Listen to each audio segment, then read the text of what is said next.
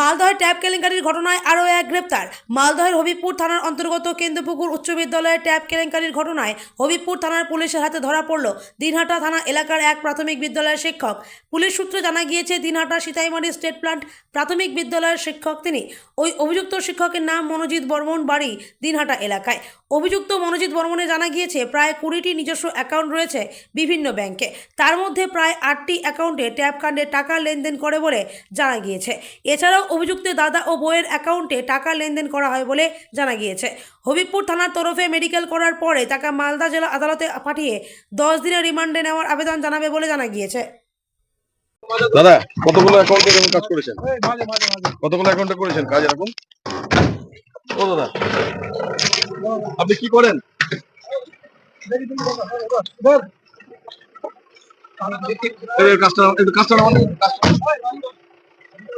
কাজটা আমার একটু আমার ছেলেগুলো এদিকে কে উঠলো না কেন?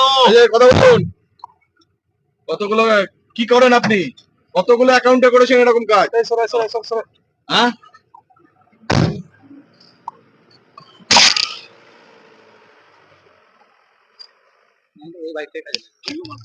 কিচ্ছু বলবে না।